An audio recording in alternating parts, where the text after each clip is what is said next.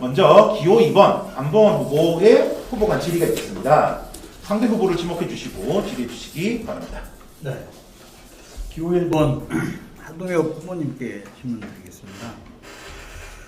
정 교수는 이 7년 긴 시간 동안 법외노조로 있다가 이제 법적 지위를 했습니다. 가장 큰 변화는 어쨌든 합법적으로 단체협약을 좀 더 힘있게 추진할 수 있게 됐다는 건데요. 단체협약 요구안이 인천의 그 교육 발전을 위해서 내용들이 많이 있을 겁니다. 그 중에 근데 가장 중요하고 가장 최우선적인 사항은 이거다 라고 판단하시는 게 있으시면 어떤 것인지 어떤 내용인지 그런 거를 생각하신 거 있으면 말씀해 주시면 감사하겠습니다. 네, 하동현 후보 답변해 주시면 되겠습니다. 기호 1번입니다. 네. 예, 단협 요구안이 이번에는 저희가 굉장히 많이 들어가 있습니다. 많이 들어가 있는데 일단 뭐 핵심적인 것들은 가장 첫 번째 거는 학급당 학생 수 20명 이하 감축. 이게 지금 여러 가지 지금 또 점점 코로나가 심해지고 있어요. 그래서 코로나에 어떤 대응하는 안전이나 또 여러 가지 어떤 교육들이 가능하기 위한 가장 기본적인 조건은 이게 굉장히 중요하다고 생각합니다. 그리고 그다음 두 번째는 학교 업무 정상화의 내용으로 교육청에서 이렇게 나간 바도 있지만 그 교사들의 업무를 단순히 경감이 아니라 정상화시키기 위해서 여러 가지 요구들이 그 밑에 세부 항목으로 많이 있습니다. 그래서 이런 부분들이 굉장히 중요하다. 그리고 또 하나 더 이제 지금 시기에 굉장히 문제가 되고 있는 돌봄 업무 이것을 초등교사에게서 분리시켜라. 물론 이제 저희가 그 부분을 논의하다가 뭐 지자체로 이관하라 이런 형식으로 들어갔지만 어쨌든 핵심 내용은 돌봄 업무를 초등 현장에서 초등 교사에게서 분리시켜내는 것 이것이 굉장히 중요한 이런 저는 그렇게 교사들의 업무 정상화 그다음에 학급당 학생 수 20명 이하 감축 돌봄 업무를 교사에게 분리시키고 이런 한 세 가지가 굉장히 좀 중요한 걸 보고 있고요. 뭐 그 외에도 여러 가지 많습니다. 기후위기 대응이라든가 그 기후위기 대응도 현장이 중심이 되는 현장이 주도하는 기후위기 대응이라든가 그 다음에 우리가 이제 최초로 기간제 교사들 그리고 2030 교사들의 이 자신들의 요구를 냈어요. 이거는 지금까지 인천지부에서는 처음 하는 일입니다. 그래서 2030 교사들의 예를 들면 신규 교사들이 영종도 저 섬구석으로 다 꽂아요. 그래서 그런 식으로 하지 마. 그러니까 신규 교사가 문제가 있다고 저 먼 섬으로 보냅니까? 그래서 가보면은 그런 데는 50명 중에 한 40명, 35명 정도가 신규 교사들이에요. 그래서 그렇게 신규 교사를 배치하는 문제부터 시작해서 2030들의 요구가 있습니다. 그리고 또 기간제 교사들도 정규 교사에 비해서 상당히 많은 차별을 받고 있습니다. 아직도. 그래서 이런 부분들을 정규 교사와 차별을 없애는 문제. 사실 보니까 기간제 교사들 요구가 정규 교사처럼 동등한 요구를 하려고 하다 보니까 처음에 저희가 단협안을 준비한 한 50개 이상 나왔어요. 그죠? 어마어마하게 많았어요. 그래서 제가 너무 기간제 교사 요구가 너무 많다. 줄이자 하는데도 그 정도로 그만큼 현실이 기간제 교사들은 열악하다는 이야기예요. 그래서 그런 내용들이 좀 특이하고 또 굉장히 중요하다고 생각합니다. 예. 계속해서 3번 손충모 후보에게 질문하시면 되겠습니다. 네네. 손충모 의원님께도 같은 질문을 드리고 싶은데요. 저는 어쨌든 교섭국장과 사무처장을 하면서 근무조를 폐지했고 보건교사의 환경위생 관련 이런 것들도 좀 분리를 하고 이런 그 단체협을 통해서 여러 가지를 이루었는데요. 똑같은 질문을 드리고 싶습니다. 지부장으로서 단체교섭에 임하시면 가장 중요하고 최우선 사항은 이거다. 이 사안 하나만큼은 반드시 쟁취한다. 라고 생각하시는 거 있으시면 말씀해 주시면 좋겠습니다. 네.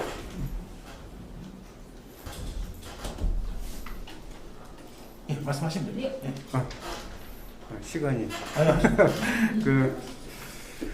제가 공약사항에도 말씀을 드렸는데 이미 지난 11월 5일에 단축에서 본교섭 많이 제출되어서 이제 교섭이 진행되고 있고요. 아마 새로운 단축교섭이 체결되려면 누가 될지는 예측하기 어렵지만 새 집행부에서 단체교섭이 체결이 될 것으로 생각합니다. 그런데 제가 학교 방문을 다니면서 듣기에 지금 제출되어 있는 단체 교섭안에 대해서 그 해당 조합원들이 즉 위원회나 다른 그 위원회 몇몇 위원회나 몇몇 조합원들은 본인들의 의사와 다른 단체 교섭안이 제출되어 있는 것에 대한 문제 제기를 하는 걸 들었습니다. 그래서 제가 공약에도 제안했듯이 단체 교섭은 단체 협약은 내용의 광대함이나 지부장이 우선으로 중요하게 여기는 것이 무엇이냐 보다 중요한 건 각각의 현장에서 활동하고 있는 조합원들이 선생님들이 현장에서 겪는 어려움이 무엇인지 구체적으로 파악하고 그걸 기반으로 해서 교섭안을 만들고 그렇게 만들어진 교섭안의 절차가 진행될 때마다 과정을 조합원들과 함께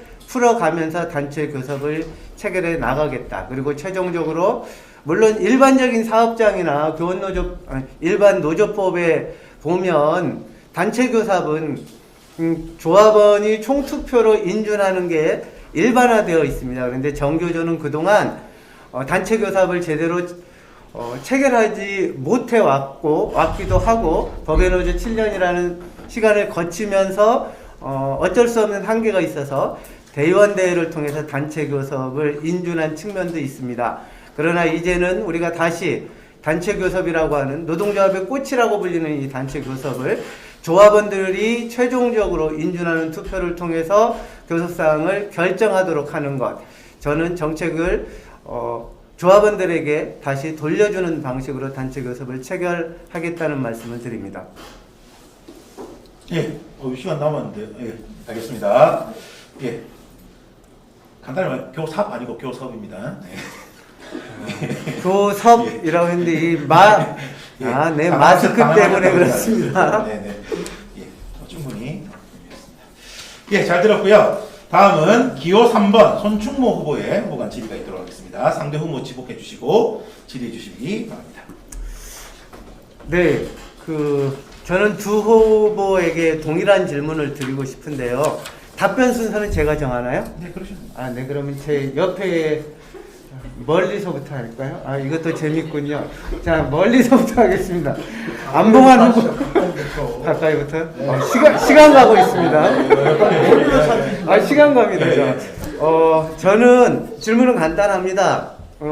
내부형 교정 공모제 지금 진행되고 있는 인천교육청 상황에서 여러 가지 논란이 있고, 아쉬움도 있고, 공정성에 관한 시비도 있습니다. 저는 그러나 내부형 교정 공모제가 교장 선출 보직제로 가는데 징검다리 역할을 충분히 할 수 있는 의미 있는 제도라 생각하고 학교 혁신 운동을 강화하고 학교 자치와 학교 민주주의를 이루는데 중요한 요소가 된다고 생각합니다. 그러면 투명성과 공정성과 합리성을 지금 상황에서 확보할 수 있는 방안은 무엇이 있을지 제안해 주시면 감사하겠습니다. 네, 안봉환 네, 안봉환 후보님 말씀하시면 되겠네요. 예. 그 옆에 계신 분 안봉환 후보님 시간 갑니다.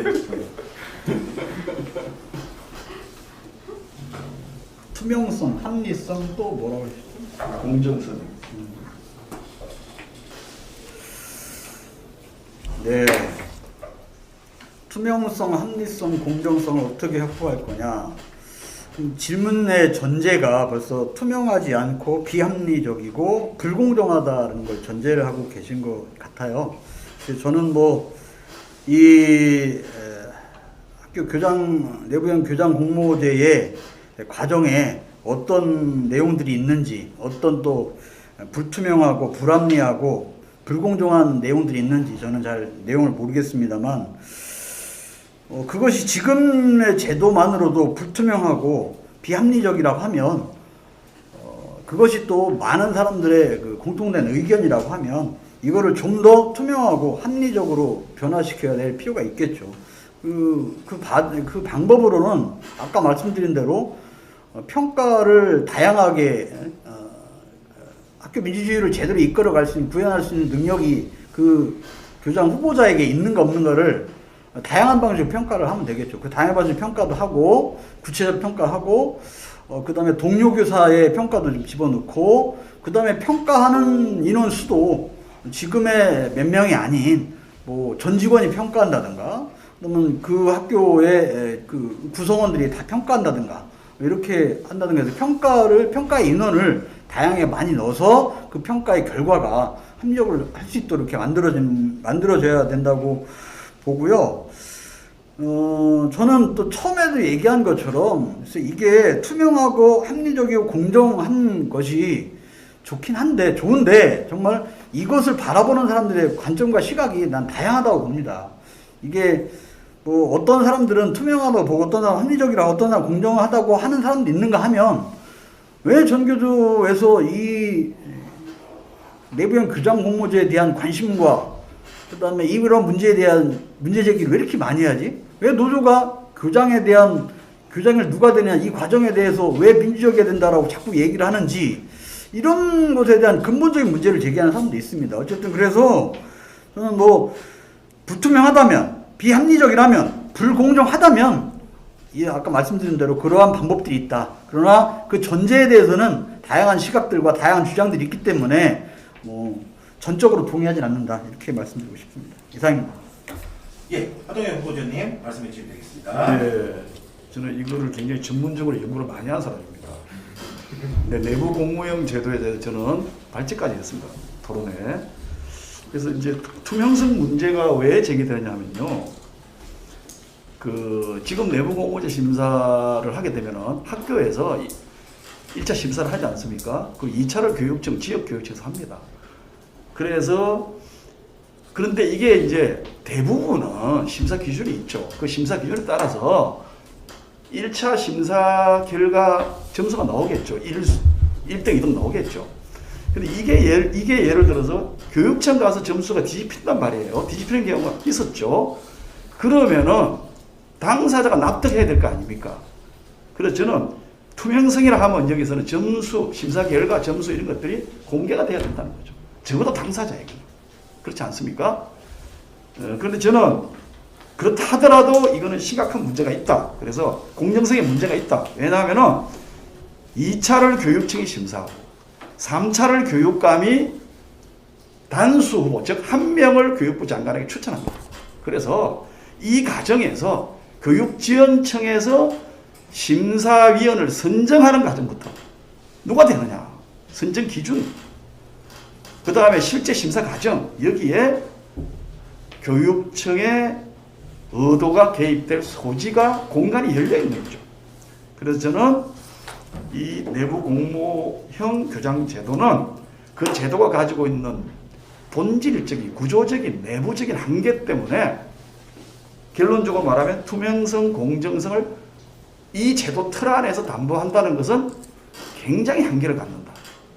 그래서 이제 그만 선출 보여줘 나가자. 만약에 이걸 굳이 하겠다면 학교 구성원 당사자들의 의견을 존중해서 학교 심사위에서 끝내라 이거죠.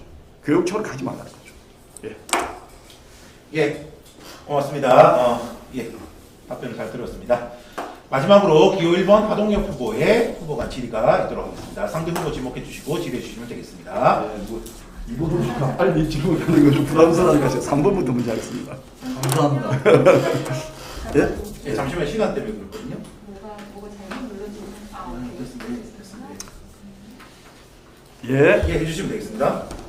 올해 사실 전교조에서는 배이상은 선생님에 대한 교육권 탄압과 이에 대한 대응을 둘러싸고 전교조 내부에서는 굉장히 논쟁도 심했고 시끄러웠습니다. 저는 이 문제 발생 초기부터 배이상은 선생님에 대한 교육권 탄압을 중단하라고 분명한 입장을 밝혔고 전교조의 공식 대응을 촉구하는 대의원대의 안건에 공동 발의한 사람입니다. 지부장 중에서 유일하게 공동 발의했습니다.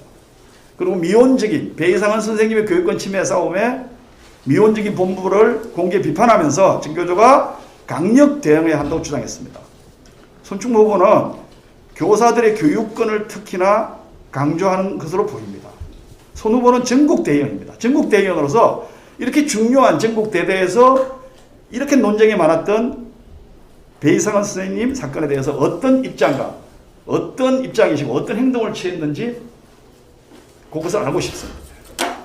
네, 답변해 주시면. 답변드리겠습니다. 네. 배상원 선생님 관련해서는 일단 배상원 선생님께서 겪고 계시는 고충과 그동안 당하신 피해에 대해서 감당하기 어려우신 어려움 속에 지내셨을 거라는 사실을 알고 있고요. 위로의 말씀을 좀 드리고 싶고요. 저는 그러나 이 문제를 보는 시각이 하동혁 후보님 말씀하신 것과는 좀 다릅니다. 저는 이 문제의 핵심이 교육권을 지킨다 아니다의 문제로 보지는 않습니다. 기본적인 사안은 물론 이게 성비위 사건은 분명히 아닙니다. 이건 검찰의 조사 결과에도 나왔고 경찰의 조사 결과에서도 나타났듯이 그렇게 접근함으로 인해서 이 문제가 해결되는 과정이 꼬이기 시작한 지점이 있다. 그것은 광주시 교육청이 현재 갖고 있는 기존의 매뉴얼에 따른 절차대로 진행했다고 항변을 하겠지만 그럼에도 불구하고 현장에서 교육활동 과정에서 일어난 갈등의 사안에 대해서 교사 본인의 방어권을 인정하지 않고 일방적인 성비위 사건으로 몰아서 매뉴얼대로 처리한 것에 대한 책임은 그래서 이 문제를 풀기 어렵게 만든 것에 대한 책임은 광주시 교육청에 있다고 생각하고 있습니다.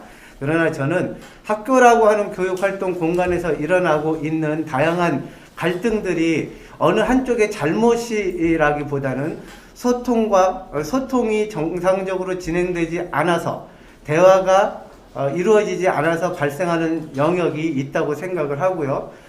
이것은 학교 현장에서 교사가 갖고 있는 학생들에 대한 상대적인 힘의 우위와도 연관되어 있다라고 생각을 합니다. 저는 이 지점에서 사실은 제가 보는 관점에서는 배이상원 선생님 건에 대한 건 성비위냐 아니냐 교육권이냐 아니냐의 방식보다는 학교 교육 활동 속에서 학생들의 성장과 배움이 일어나기 위해서 어떤 식의 교육 활동이 진행되어야 할 것인가에 대한 논의로 진행이 되었어야 이 문제에 대한 핵심을 짚어나갈 수 있었을 것이라는 아쉬움이 있습니다. 우리가 잘 알고 있는 보이텔스바 3주체 협약에 나타나는 첫 번째 학생들에게 어떤 것이 옳다고 주입하지 않는 방식의 교육이라고 하는 것을 저는 이 문제의 핵심 사안 중에 한 가지로 보고요. 그래서 실질적으로 이러한 학교 교육 활동에서 발생하는 다양한 교권 침해 또는 교육권 침해 사례 또는 학습권 침해 사례들에 있어서 보이텔스바 3주체 협약을 기본으로 하는 교육 활동에 대한 그리고 교사들의 교육권이 학생들의 학습권과 상대적이거나 대립적인 관계에 있지 않다는 것에 대한 동의를 얻어가는 과정이 필요하다고 생각합니다. 감사합니다. 예, 시간이 다 되었습니다. 예, 이번엔 안봉환 후보에게 질의해 주시면 되겠습니다. 2번 후보에게 질문하겠습니다. 저는 기후위기 대응이 미래의 전교조 30년 전교조에 정말 중요한 핵심 사업이 되어야 한다라고 주장해왔습니다. 그리고 인천지부에 전국 최초로 지속가능발전 특별위원회를 구성했습니다.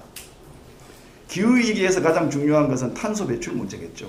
탄소 배출에 대한 2015년 파리 기후협약의 결정사항에 대해서 우리나라가 잘 지키고 있다고 생각하시는지, 그리고 탄소 배출과 관련해서 우리 현재 인천에서 가장 시급한 과제는 무엇이라고 생각하시는지 기후위기 관련해서 아까 말씀 많이 하셨기 때문에 질문을 드리겠습니다.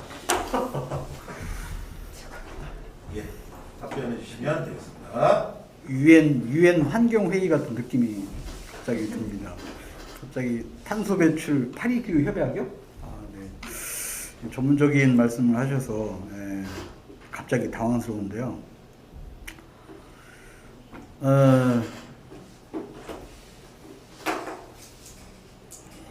탄소 배출 지속 가능 파리 기후 협약. 파리 기후 협약이 2005년에 저희가 가입을 했나요? 2015년인가 그 전에는 교토 정서가 있었고요. 일본에서 그거에 나중에 파리 기후 협약으로 돼서 뭐 트럼프는 가입을 했다 탈퇴했죠. 네.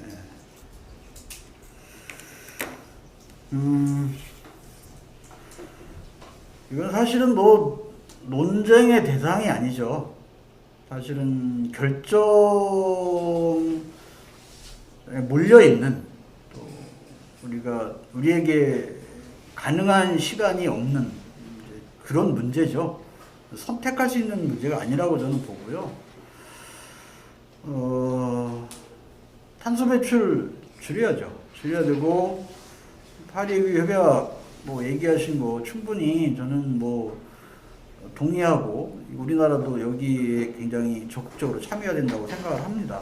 그런데 그거는 뭐 말씀드린 대로 선택의 문제가 아니라 당의 문제인데 이걸 어떻게 실천할 거냐. 실천의 과정에서 뭐 많은 그 산업이 좌초할 거고 자영업자들이 그 아우성 칠 텐데 이걸 어떻게 이거를 함께 두 개 다 윈윈하면서 갈 거냐. 사실 윈윈하기는 불가능하지 않습니까? 그럼 하나는 포기해야 되는데 뭘 포기할 거냐. 아직도 우리는 선택을 못 하고 있는 겁니다. 이거를. 저는 뭐 이 정부가 파리 협약에 대한 탄소 배출권에 대해서 뭐 제대로 아직도 지키지 못하고 있다고 보고요. 실은 어떤 정부든지 이전에 권력을 잡기 이전에는 뭐 환경이나 기후위기나 이런 것들에 대해서 굉장히 동의하는 것처럼 주장을 하지만 사실 권력을 잡고 보면 경제 문제를 도외시할 수 없거든요. 그러다 보면 어쨌든 이거를 실천하는데 되게 어려움이 있을 것 같고, 그런데 어쨌든 처음에 말씀드린 것처럼 당의 문제다. 당의 문제고 이거를 어떻게 실천할 거냐를 계속 고민하고 방법을 찾아가야 된다. 거기에 이제 대표적인 게 뭐 원자력 발전이라든가 태양광 발전 이런 얘기 계속 나오고 있는데 사실은 방법을 찾아가는 과정에서도 여러 가지 의견들이 막 충돌하고 있죠. 이런 것들을 사실은 어쨌든 민주적이고 합리적인 방법으로 빨리 해결하고 방향을 빨리 잡고 빨리 실천하는 것이 굉장히 중요한 과제다라고 네, 감사합니다. 생각을 합니다. 예, 시간 안에 말씀 잘 해주셨습니다. 전적으로 감사드립니다. 이것으로 첫 번째 후보가 사무실을 마치고 이제 두 번째 주제 들어갈 텐데요. 지난번에 1차 보니까 5분 가지고 조금 모자라더라고요, 쉬는 시간이. 네, 지금 7시 10분입니다. 10분 정도 휴식하고요. 7시 20분에 2부 주제 들어가도록 하겠습니다.